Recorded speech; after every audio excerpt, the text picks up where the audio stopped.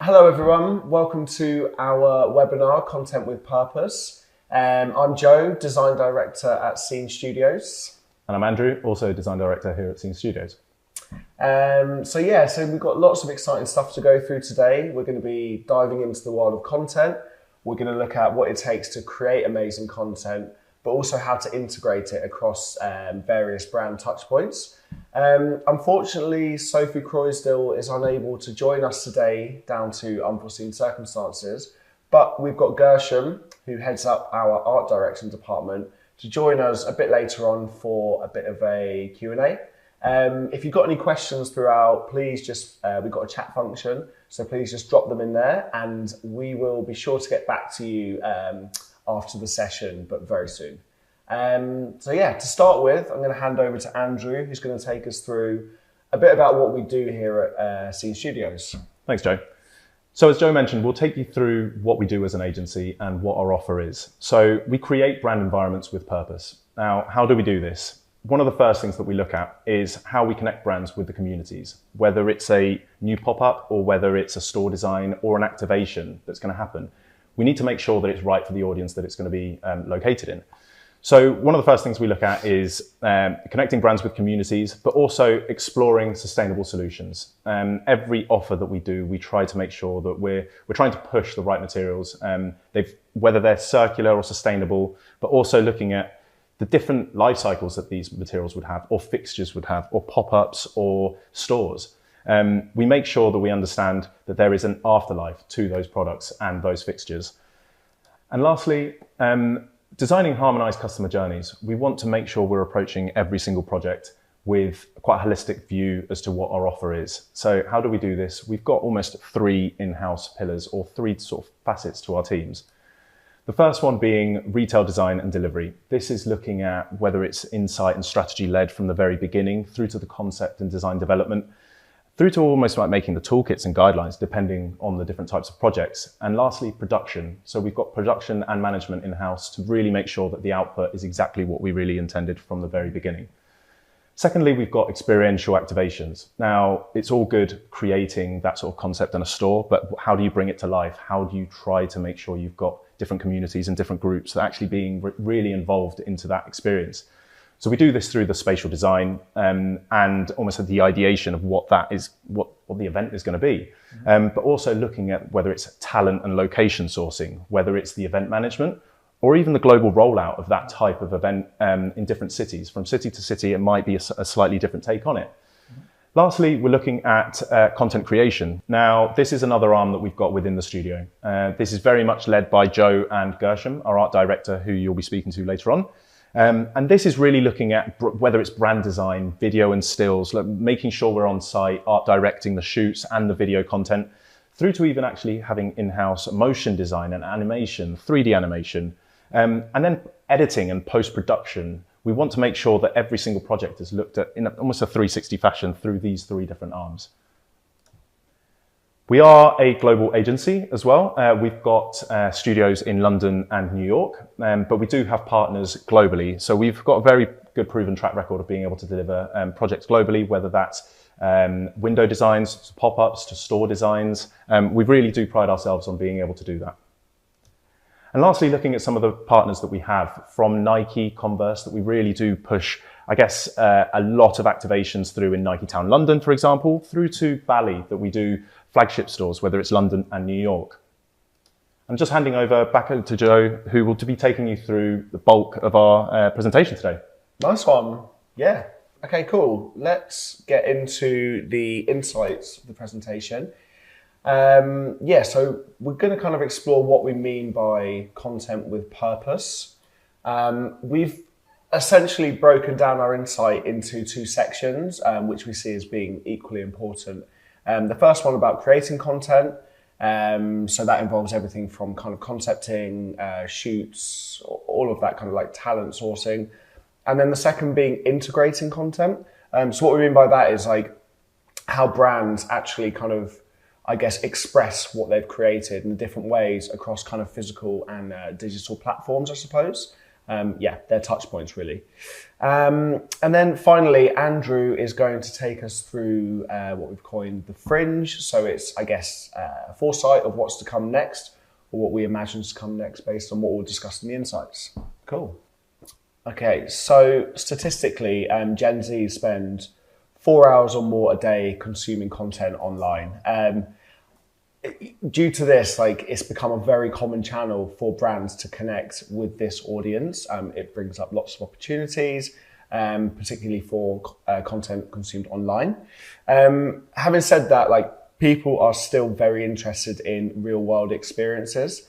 And that kind of opens up new doors for kind of experience. So, you can create these kind of enhanced physical and digital kind of brand connection points. And with content being so intertwined with people's lives, we're seeing brands look at new and adaptable ways to integrate content into their various experiences, both digital and physical.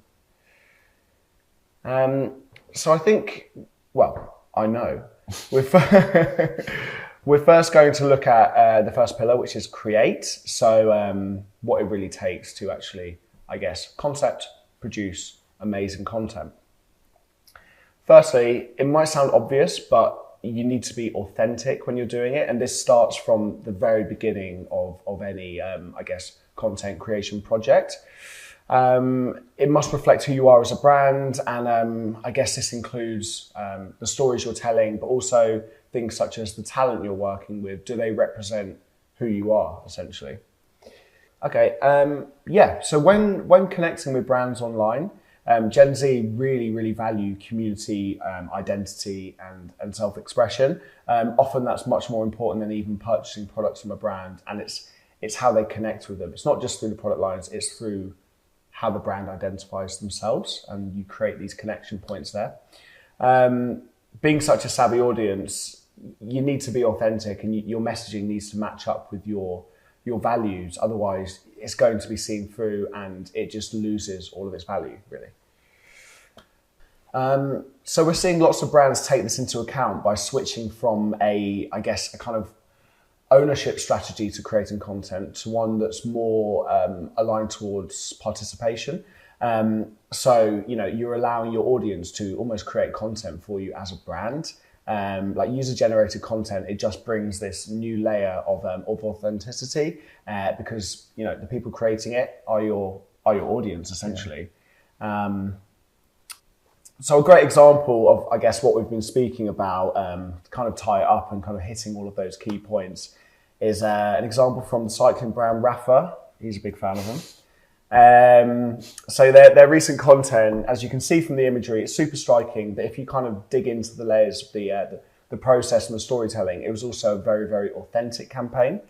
So they used female cyclists within their community to celebrate 10 years of the Women's 100 Cycling Challenge that sees sisterhoods across the globe cycling 100 kilometers in any given day.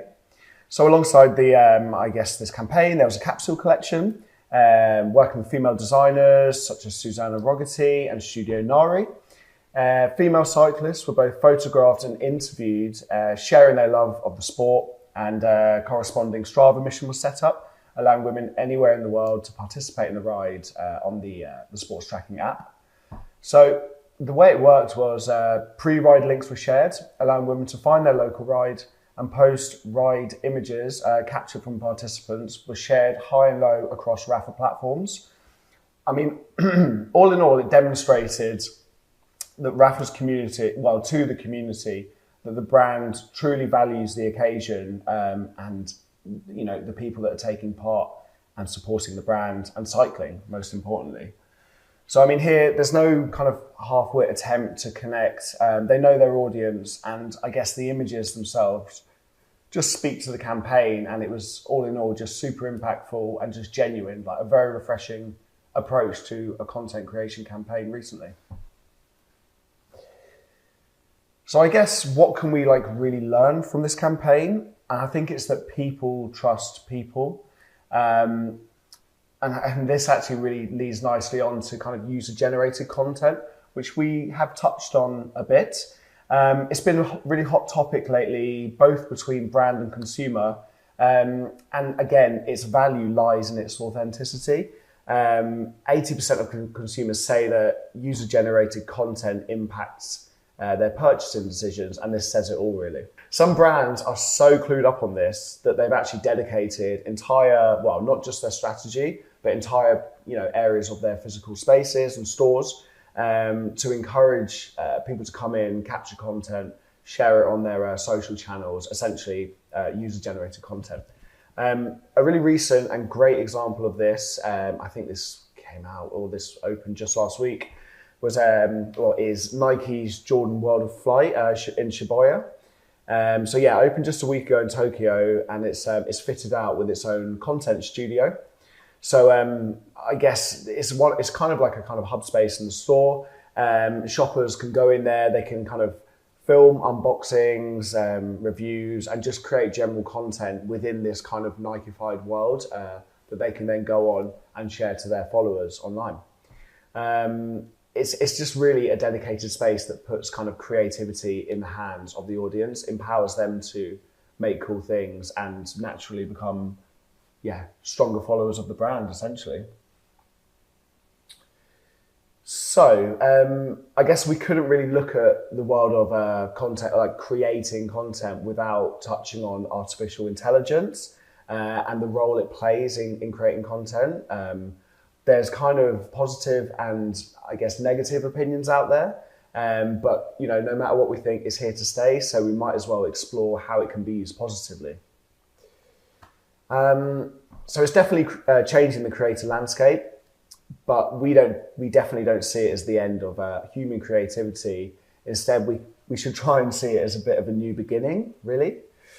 I think Matt Pike from Universal Everything, he put it really nicely, and as a designer, I think it kind of mentally put me at ease anyway. He said that our human perception, communication, and instincts remain constant and essentially continue to have value. And I guess kind of let's look at AI as simply new canvases and brushes rather than this terrifying takeover. So there's so many new AI tools that are coming out constantly, which allow you to create really interesting work. They're tools that kind of anyone can use, really. We're definitely finding them really useful in the design studio, particularly with, I guess, more of the kind of process side of things, not necessarily the finished, polished product or content, finished content, more, I guess, how you get to that point. It allows you to quickly mock things up, I suppose. Midjourney is one that you've been playing around with a lot. Yeah, I mean, we've been playing around with a few different ones. I know you've used DALL-E. I tend to use Midjourney. I think what's really good about it is that there's not really a right or wrong answer. You can kind of go into projects with, it's almost like creative writing, I guess, but you can input visual, I guess, aspects, but also you could just start seeing what works, what doesn't. Certain keywords actually draw up different types of I guess, finishes and like different outputs.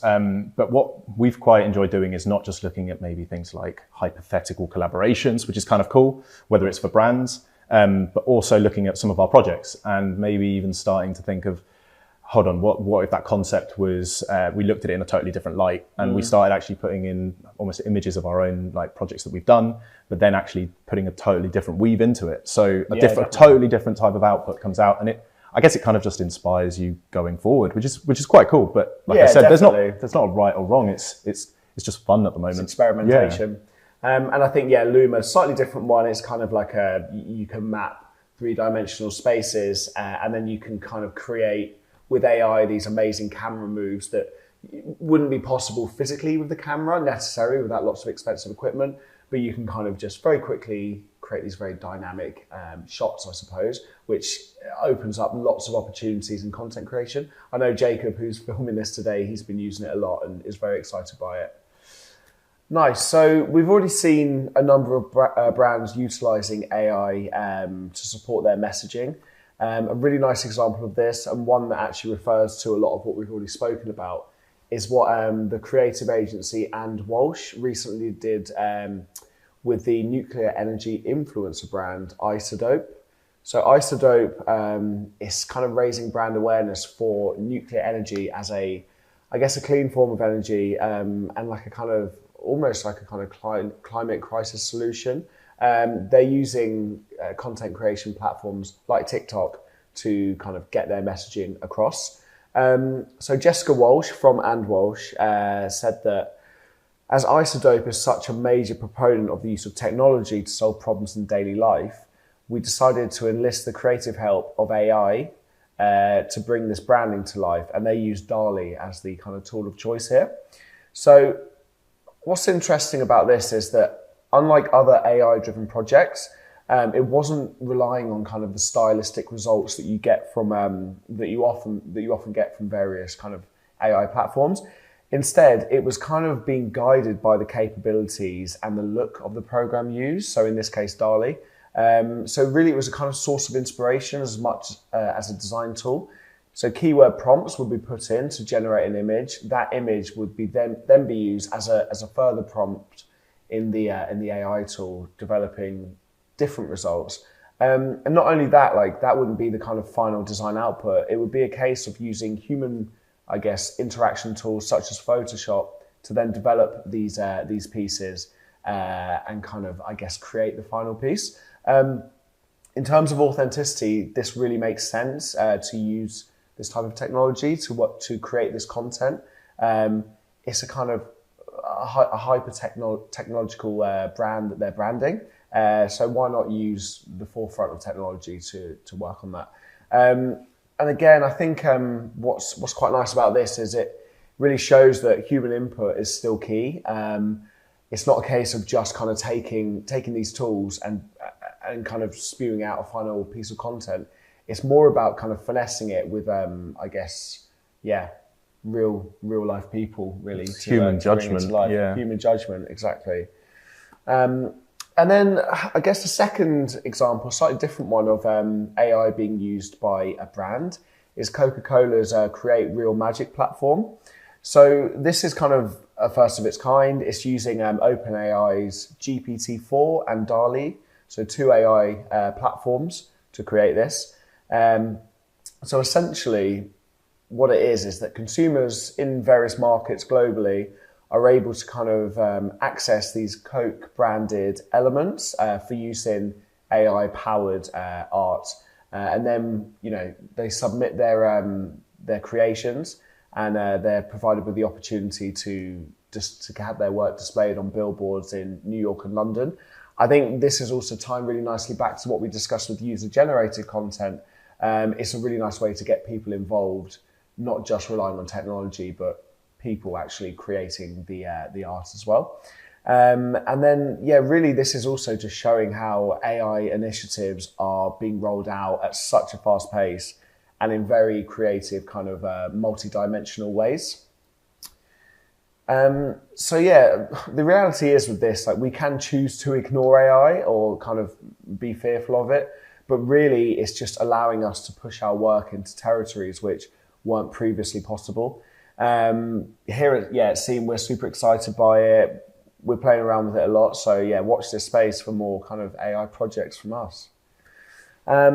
So next we're going to kind of discuss the idea of I guess, a global approach. So what we mean by that is, for example, you might have a brand who creates like a global campaign, but then you almost filter it down and tweak it depending on kind of, I guess, local markets. So then it allows you to take something which is kind of quite broad, but filter it and kind of allow it to kind of represent cultures, geographical locations and such.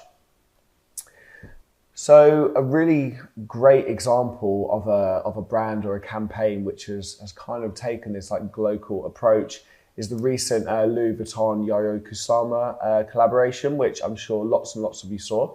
What was really amazing about this was it was this kind of huge global campaign which had this very, very kind of signature style. Of course, looking at kind of Kusama's work, which is, I guess, globally recognized.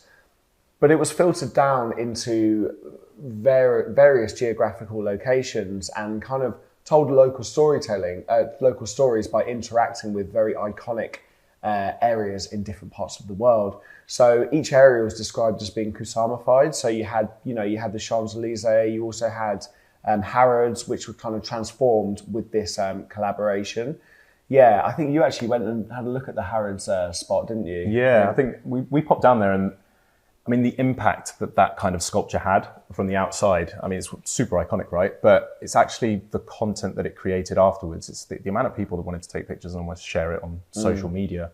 I think everyone kind of saw it. So it's not just about that sort of physical sense. It's actually something that goes even beyond that, and actually so, like, I guess it's that ultimate shareability, which does create content at the end of the day. Well, that's it. It's user-generated content, and it tells this kind of global story with all the different locations which it was showcased. There was also a kind of an AR app which went alongside it. So yeah, again, user-generated content. You could create your own like polka dot filled worlds around you as you wished. So next we're going to look at Nike Rise. So this is a slightly different kind of approach, I suppose, to kind of localized storytelling. This one is much more, I guess, zoomed in and focused on local communities, not really through a global lens, although these stores are popping up globally. So yeah, these stores are very heavily kind of data focused, and they're there to serve local communities and provide stats and data which support them as kind of Nike members and on their kind of athletic pursuits. So really, the spaces themselves are alive with technology, and they feature kind of what they call Sport Pulse, which is like a digital storytelling platform. And really it just provides kind of local sport and athlete data, and links really nicely to the Nike Training Club and Nike Run Club apps. So really, you know, you're visiting these spaces and you're getting this very high-tech, data-driven aesthetic, but it's really serving a purpose. So it's kind of very meaningful. And again, yeah, you're not kind of getting this kind of global view of this, but it's an amazing way if you're part of a local athlete community to kind of really experience content in a practical and like super effective way. So now we're going to move on from our kind of create section. So we've looked a lot at what it takes to create meaningful content, why you should make it, what the tools you should use. But really now we're going to focus on how it's integrated into various brand touch points. Now this, I mean, it can be online, it can be the various platforms you're using, where it's been showcased as content. But obviously, we do a lot with physical spaces as well here at Scene. So designing stores, activations, as Andrew had mentioned earlier. And we're really interested in how, you know, you can have this incredible content, but how is it integrated into a physical space? Does that affect the kind of the way that you create it in the first place? You need to kind of consider this at all kind of steps, I suppose. So retailers these days must think of their spaces as these living, breathing, ever-changing organisms that kind of are operating like code, or like a kind of piece of software rather than a static footprint. When you visit them, you know, you always want to be guessing. It could be a store that you love and you kind of have visited many times, but it's great to go back to a space and it's something brand new. And I think integrating content and experiences into a physical space is a way to achieve this, and it's one that we've been looking at a lot. So yeah, our first point on integration is this idea of utilizing content for regenerative spaces. What we mean by this is a space that always morphs and changes. It keeps the audience guessing. People want to come back because they don't know what to expect when they visit the store.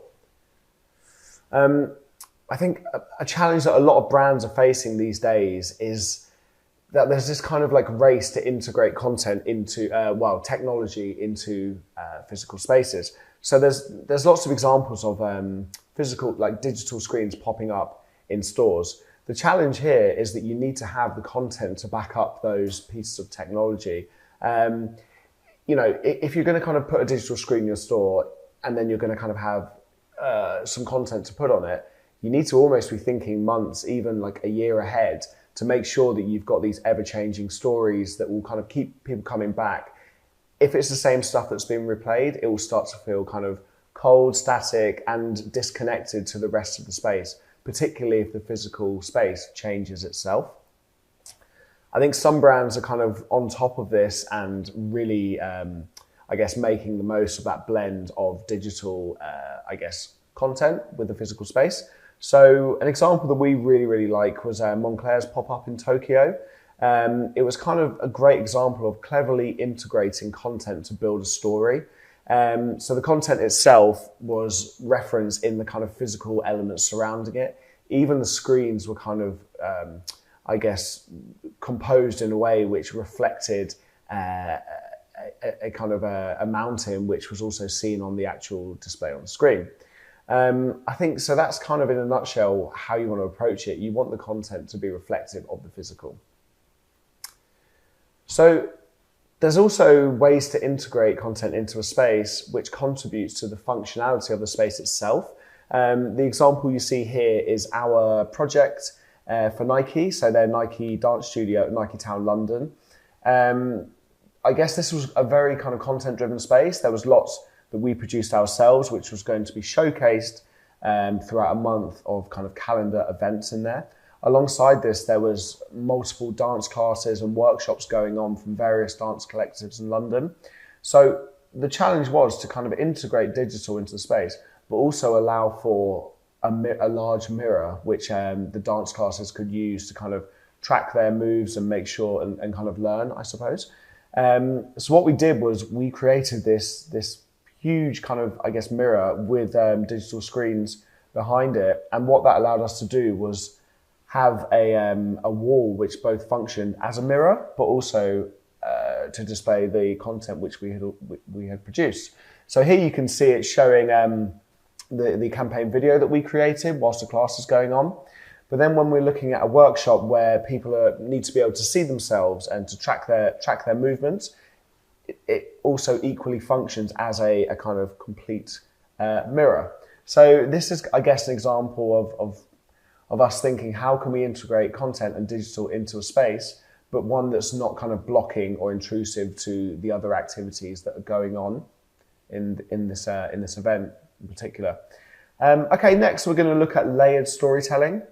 So what we mean by that, I suppose, is not just using digital screens. It's not necessarily just what's kind of visible in front of you in terms of content on a screen, but it's also this idea of utilizing technology for what might not be visible when you first enter a space. So I know that you've been looking a lot under, like, I guess, virtual, like metaverse spaces that go alongside the physical. Yeah, I mean, it's a great opportunity to be able to, when you can't necessarily, I think that's for budget reasons or timescale reasons, you can't necessarily do something in brick and mortar, but all of a sudden the concept or the campaign actually maybe deserves that bit more that could actually be experienced, is bringing that extra layer in store, being able to almost walk around on a handheld, I guess, your phone, and actually being able to see something that sends that consumer somewhere else. And it kind of gives them that sort of full, I guess, experience. I guess with things getting so much more gamified or almost those boundaries being blurred,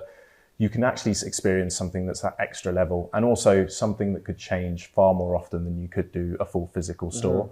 It allows that sort of adaptability, and it's just an added tool for us to be able to play with and the customer to be able to sort of play with. Yeah. So, I guess building on that, really, we're seeing digital design get so much more sophisticated.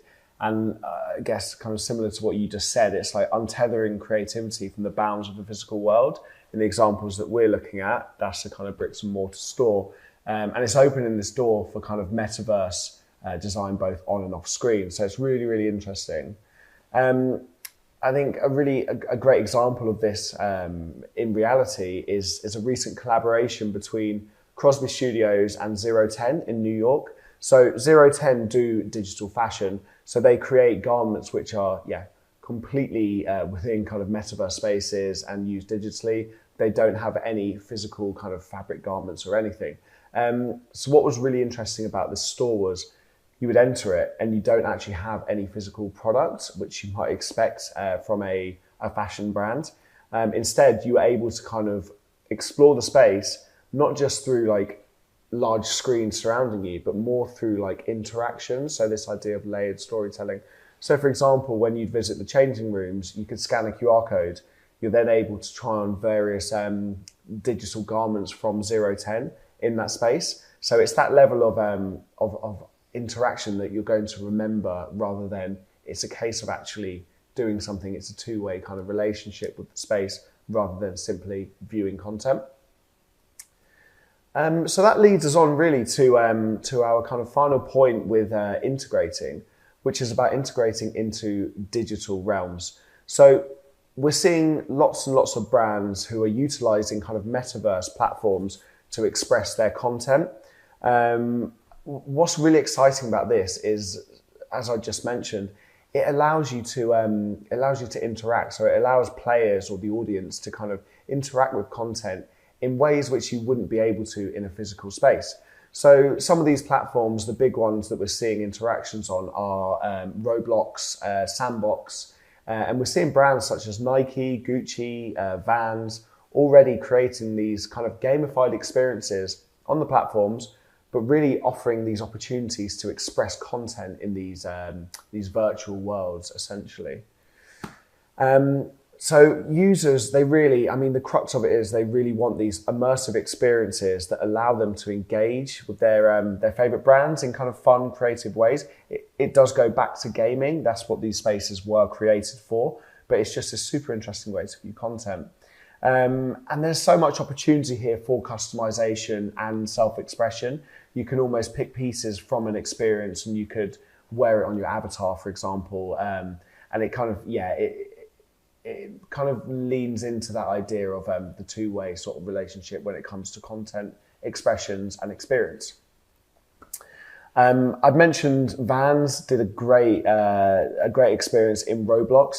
So essentially, it was super successful. And what they really tapped into was the fact that Roblox is a gaming platform, and the people that use it are very kind of, I guess they have a lower tolerance for an experience if it isn't actually, allowing them to kind of enjoy themselves whilst on it. People will see through, if you're popping up on Roblox, for example, and you're a brand and you're just doing it to, I guess, almost advertise or have this like one-way expression, it's not really going to fly. What Vans did, they created a full kind of skateboarding game within the world that obviously ties into the brand. It's authentic to who they are, and it allows people to enjoy themselves and kind of receive information and kind of learn about the brand in a very interactive, interesting way. And finally, we're going to look at Dot Swoosh, which is Nike's, I guess, new kind of virtual creation platform, which is really, really, it's really all about people joining the platform and participating in it. The idea being that it's, people are able to join, they're able to purchase or even kind of co-create virtual Nike products, essentially. So again, it's all about people being part of the development of the platform. Alongside it, members are able to kind of collect and eventually, as I said, co-create various products, but also go to real life events, which is still really important. I think if you're a brand who does have these real life interactions, you should continue to do so, even if you've got these hyper sophisticated, digital platforms. So I hope that's provided lots of food for thought and kind of demonstrated how content is multifaceted. And really these days, we would imagine it should be kind of incorporated into any contemporary brand strategy. I'm now going to hand back over to Andrew to look at some foresights and what we expect to be coming next in this world. Yeah, thanks, Joe. So with the Fringe, we're really looking at that sort of foresight as to what we think is actually going to be happening in the near future. Now, we've kind of started thinking of this in three main points. The first one being that sort of neo-social.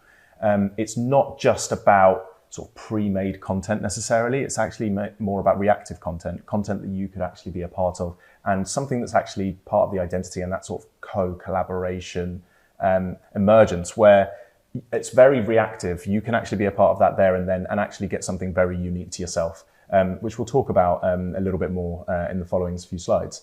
After this, we've also got this live content point where it's not just about live content as a title, but it's actually more about streaming and it's more about that sort of collaborative nature, more about community, and maybe it's a bit more inspired by that sort of gamified sense that we're seeing much more of in the last few years. And lastly, tactile displays or tactile content. This is something that's much more inspired by, I guess the physical, funnily enough, and maybe something a little bit more natural, something that people can relate to a little bit more. So one of the projects that we've actually managed to really try and push this sort of neo-social approach in recently was for the World Cup. Nike did a takeover for Nike FC as a campaign in Nike Town, London. And we really tried to use that sort of AI approach as part of some of the activations. One of the activations was actually to be able to go up and through the use of parameters that Nike put in, through, I guess, the playfulness of the logo and being quite open to being able to adapt that, we took Nike FC as a logo and actually used AI to be able to put different keywords. People could come up and almost choose their own 3-4 keywords that made that sort of AI output their own. And it would just be a simple takeaway as just a phone background. But people got really involved, and it was something that they felt very collaborative, and they felt very sort of like their sort of self-expression was there. And it was something that people reacted really well to it. And we really see that that's something that through activations or through, I mean, it's a certain type of gamification that's so simple, but yet so effective. So our second point, which I've already touched on, is the kind of this live content. And this has a few different approaches. One of them, I guess, is much more of this live stream shopping, that actually to being able to shop certain platforms, specifically maybe TikTok's one of the biggest ones at the moment that's really pushing for that. But you do feel like you're part of, I guess, something that's currently happening, obviously, with it being live. And secondly, with the rise of platforms like Twitch, you're actually creating, with the platform, you're almost like live streaming, not just the gaming, but you're actually allowing that community focus of letting people have those opinions of how you're gaming, and almost you're creating this certain environment where people really want to get stuck in, and not just actually play, but actually watch others actually get involved. One of great examples that we've actually worked on recently was for the Nike World Cup. This was actually using Rocket League. Now, if you're not too clued up on Rocket League, it's essentially playing football with a car on a game. Now, this is huge, and people got so involved on site, and got actually really, really to see the atmosphere around this game was actually quite amazing. But it was very much tapping into that sort of live streaming and that sort of gamification at its sort of maximum. But even seeing it in store and how people reacted, we can only think that this is actually going to be much more involved the further down the line we go with activations. The final pillar that we'll be looking at as part of the Fringe, and that sort of foresight, is, I've already touched on it, but this sort of tactile content. Now, tactile content is something that's actually really quite inspired and informed by the physical. It's something that's a little bit more tangible. I think it's maybe more inspired by nature, or I guess the physical landscape. But not to say that content in store or in environments can be cold, but we see content like this actually being used a lot more in the future. We feel that people actually resonate a lot more to it, and it gives a certain level of warmth and almost this human character. Yeah. Where we've actually started using this is actually in our London Design Festival exhibition, where we actually collaborated with physical artists to actually inform the digital, which was actually a really fantastic way to work, because we were very much inspired by artists, not just sculptors, but also ceramicists, one of which, Irina Razumovskaya, really started to inform what these digital sort of contents could actually feel like or look like. And it started to give this kind of multi-sensorial experience where we had sculptures in store, but we also had content that was very relative to it. With this, we also brought in sound designers, which actually really started to give that sort of multi-sensorial, full experience where the content was actually fully in line with the sound that it was actually working with, and all the different reactions and all the different movements you saw in the content were being informed and informing the sound that went with them. Now, we worked with Peter Satsamis for this, and he really brought this to life in so many amazing ways. And we really do think that going forward, this sort of tactile content will be something that just plays far more in that sort of environment landscape and in social channels. And next we'll be looking at one of our recent projects, which we absolutely loved. This was Nike Dance. Now this project really sort of went from social channels to in-store content. It was kind of this full 360, content capture, where we didn't just do the stills, but we did the moving content, and we actually got to work with some fantastic sort of groups and communities in London. And it really sort of brought together a lot of what we've just spoken about over the last hour or so. Just looking at some of these back BTS kind of videos, we looked at working with these groups that I've just mentioned. So sort of the AIM Collective, BAMI, Twerk After Work, and the Movement Factory that sort of really brought the sort of character, but also that locality. Joe mentioned earlier on about locality, and this really brought this to life because this was a campaign that was very global, but at the same time, what was the London version? This was all filmed in sort of South London, Peckham area, and brought different communities and different groups together and to be a part of it from the forefront. So super authentic all at the same time. So looking at these next few sort of pages and slides, it starts to really give you that sort of character of that BAMI in the center that's really giving that big sort of character and approach and almost the different groups and sort of personalities that came through. And we'll just have a quick look at the campaign video and how we sort of ended up. Mm-hmm.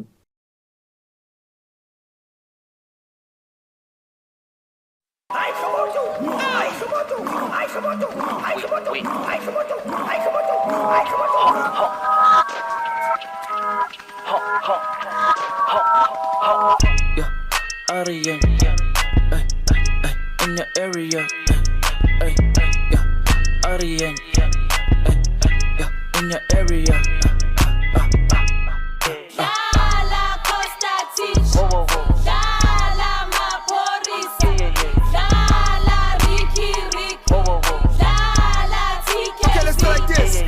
If your is going hard, my is going harder. Murder every feature, I did it like Dwayne Carter. Trying to kill me, don't turn me into a martyr. If they get me, it's fine, just bury me in some Prada. Louis bag, Louis bag, Louis bag. Bati they ballin', but clearly they cannot do it yet. Give me a shorty, I'll show you just what to do with that. Give her that Louis bag, Louis bag, Louis bag. Zippy weight, nasty space, pussy case, skinny waist, I embrace, I need ice on my face. Let me taste, tie my lace, hit the race, I replace, never chase. Hypo, nomtwana uthi dlala liki liki, angimazi mina ufike no Uncle Vinny. Esh, bathu baba no Major League, kodwa yini. Yeah, so that was really fun, and it was great to see how that came to life on social channels, but also how we could actually start to bring that to life in store. Now, in Nike Town London, we looked to see how we could do Nike Dance and bring that to life through the different groups that were actually in the content. Mm-hmm. What could they bring to the actual physical spaces? So over the month of Nike Dance campaign, we actually had the different groups run different workshops and different classes. And the way that people reacted in store, I know that we've already shown some of the content and the different digital means that we integrated, but it'd be great to sort of show you some of the behind the scenes sort of footage and how these different groups really came to life and really brought this space and the energy, really. It feels good, man. It feels good, right? Yo, I'm in the light at the end of the tunnel. Paper stacks, yeah, I got them in the bundles. Harry Potter breaking bread with a muggle. They said I wouldn't make it, now they looking puzzled. They said I wouldn't take it, I would go and hustle. Get the bag, it ain't never getting fumbled. In the jack, but we came up from the bottom. Through the cracks, let the light pour in. Have a blast, let the drinks pour in. Take a risk like it's a short thing. Going in, yeah, I'm going all in. Getting food out, yeah, you can bring a friend. Dive right in, let's go. Come forward and dip in your toes. Let the rhythm take control. It's going down tonight, yeah. Dive right in, let's go. Come forward and dip in your toes. Let the rhythm take control. It's going down tonight, yeah.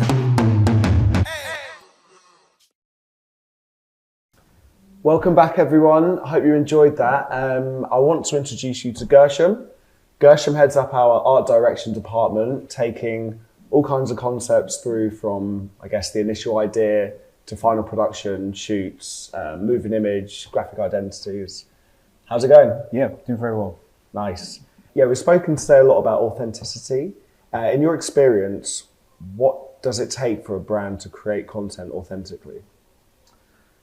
I think when I start thinking about creating content for a brand, the main question that I ask myself at the beginning is, why are we creating this and why is it important? What is the story that we're trying to tell about our brand, or what is it that we're trying to show about our brand? So for me, I think that question, there has to be something that goes beyond just generating additional revenue.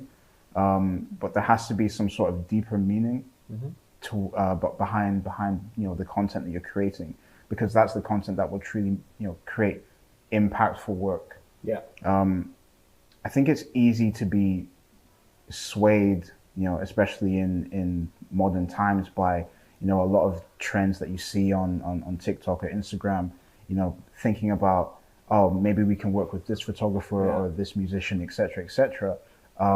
But when you really start to think about, well, what is it that we're trying to communicate, you can always relay decisions about your own content back to that initial objective that you have. Yeah, makes sense. So with that being said, the way to truly create authentic content is to really have an understanding of that, that initial story that you're trying to tell. And then from that, the decisions that you make, whether that's working with this photographer instead of that photographer, using, this influencer instead of a different one, being able to create a cohesive message where each piece or each part of the content relates back to your brand, because then people can truly see, whether you've just followed a trend or whether this actual photographer, because the imagery that they create actually creates a cohesive message with your brand, and the imagery kind of sits in line with everything else that you've created.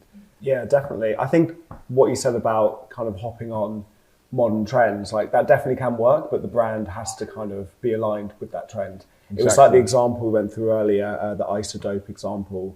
Like they used AI, but it made sense because it was a kind of hyper-technological campaign. So that kind of thing does make sense in that case. But, you can definitely see when a brand is just hopping on a trend because that's the trendy thing to do, or whether they're hopping on a trend because it feels authentic to their message and the brand as a whole. Definitely.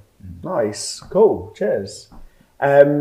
So like, obviously you spend a lot of time like on set, not just here in the studio. You're out in the field, like bringing campaigns to life. It's obviously a very different style of working. What would you say are like the biggest challenges with bringing your concepts to life when working with other people on set? I mean, there's a number of things, I think, kind of outside of general time and people management. Probably the biggest challenge is recognizing when something isn't working exactly as you envisaged, and being able to adapt in that moment and say, okay, well, this isn't working. Let me try and tweak and change things in order to try and create work that facilitates the original kind of concept, or communicates the original concept as best as possible. Yeah. I think being kind of hyper aware of those times when something might not be working. So being able to kind of tweak those things in order to kind of get the overall concept in a good place is probably the hardest. Hardest challenge. Yeah, for sure. But I think that kind of relates to every aspect of the project. That can be from concept through to editing through to final implementation. Yeah, I guess like when you're on set, once it's done, you've only got a limited amount of time usually, often down to budget and just time constraints. Yeah. Like it's much more difficult to change it in the edit often, depending on the narrative. Exactly. But I guess you have to kind of live concept, live edit whilst you're there. Yeah. Yeah, nice, interesting. So when you're working on these types of projects, when like creating content, working on shoots, in your like personal opinion, how do you like to see your work brought to life in the real world? I think it just depends.